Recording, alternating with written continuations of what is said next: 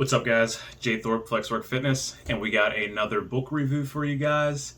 So we are going to go over another book that was paramount in my fitness journey when I first begun, and this one is Bigger, Leaner, Stronger by Mike Matthews.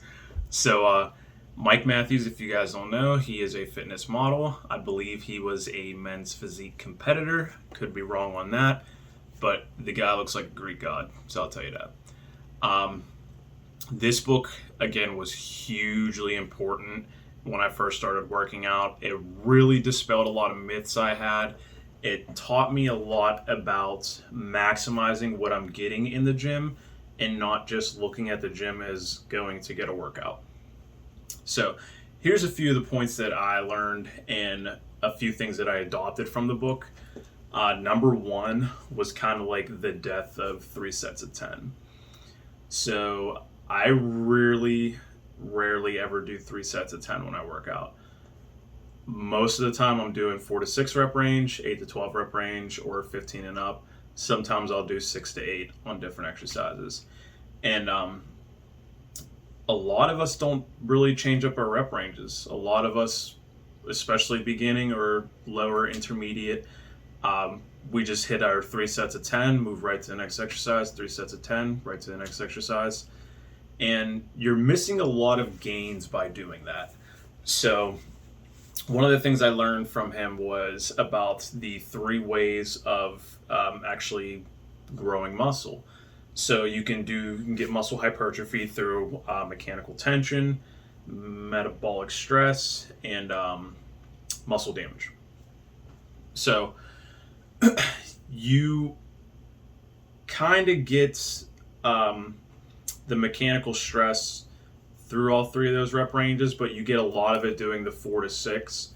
And I think the reason he does 4 to 6 is a lot of people have huge breakdowns in form, especially if you don't have somebody looking and making sure that you're doing things correctly. And like the 1 to 2 rep range, you're kind of like in like fight or flight mode at that point, so you're just trying to press the weight however you can.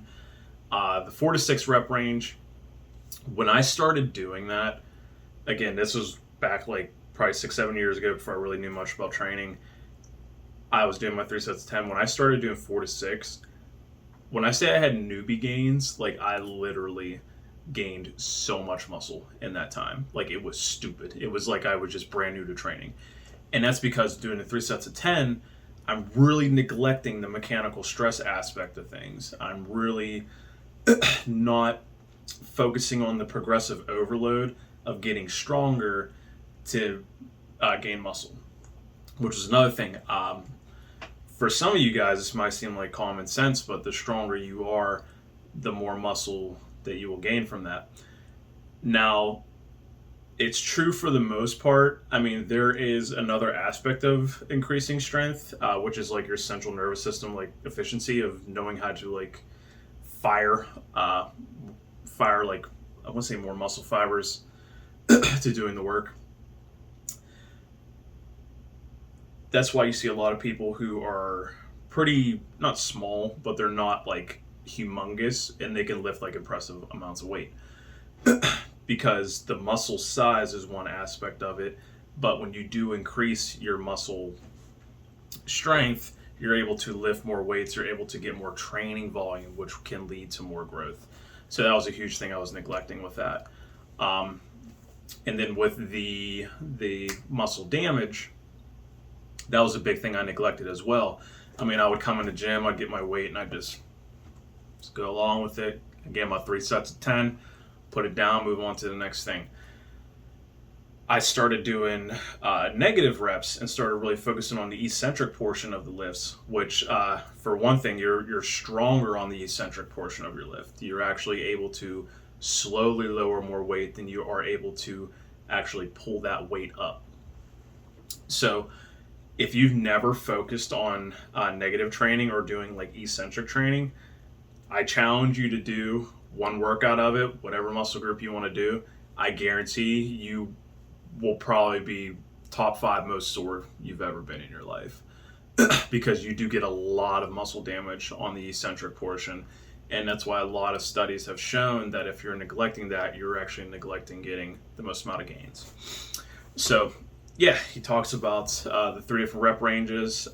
Again, I kind of follow that most part to the T, but I do kind of switch things up. Another thing that he showed me was the intensity is very important when you're doing your exercise, like going to failure or near failure on the majority of your sets. So he talks about doing 9 to 12 working sets per day or per workout. That's great for beginners, great for probably lower intermediate. The more advanced you get, the more you can kind of shy away from that. There's times where I'll do up to like 20 to 23 sets in an exercise or in a workout. That's because if you're only doing say you're doing the 3 sets or 4 sets or whatever, you're only going to get 4 to 3 exercises in. I like to work movements, so I'll try to work as many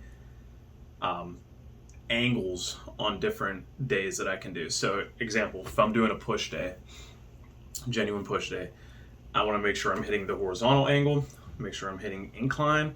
Sometimes I'll do decline, and sometimes I'll do a completely vertical, which whenever you shift that angle of those exercises, you're going to place emphasis on different muscles. You're going to shift emphasis from the chest to the upper chest to more so on the delts. So another thing too, whenever you get a little bit more advanced, is you're going to have lagging muscle groups. It's just kind of the name of the game. For me, it's my bird ass calves, so I make sure when I'm doing leg days that I hit a lot more sets on calves. And there's times where I'll do like 6-7 sets on one exercise, because if that exercise is feeling really good, if I'm really getting a contraction out of it, I'm really getting some blood flow, I'll make sure and do a little bit more. So yeah, the training portion, he completely took me from that beginner stage to the intermediate stage for sure. As far as nutrition, he does amazing on that as well. He really expelled a lot of diet myths I had, and tells you how to really hammer down your macros to getting to the body that you desire, to eating to the body you desire. Because I'd say probably 80-90% of the battle, as we know, is done in the kitchen, especially with fat loss and getting lean. So yeah, that was super enlightening for me. I'm trying to think what else he talks about. Supplementation.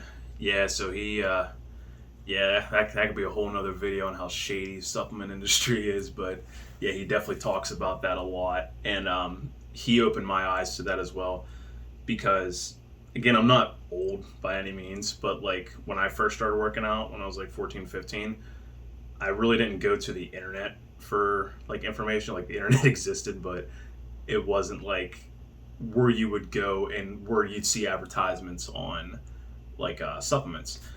I seen most of it in the magazine. So a lot of you older individuals, you probably remember like the Weeder magazines, like the Bodybuilding, Muscle and Fitness, and like you'd see a picture of like Dorian Yates in there and like Tribulus, and then so you're thinking, oh, I'm gonna buy some of this Tribulus and I'm like Dorian Yates, when it doesn't work like that. It's a lot more stuff they're taking than the Tribulus and the BCAAs. So yeah, it definitely opened my eyes, and he tells you about which ones are actually have merit behind them, which ones do have a lot of research behind them, and what to expect from supplementation. So yeah, if you're a beginner, lower intermediate, even if you're advanced and just want an interesting read, honestly, Bigger, Leaner, Stronger was, like I said, huge in my journey. If you guys have any recommendations on books, comment, let me know. If you think there's something that I should read that I probably haven't read already, I'll read it in like 3-4 days, do a video on it. I'm always down to learn. I'm always down to see different approaches to things. So yeah, Bigger, Leaner, Stronger, check it out.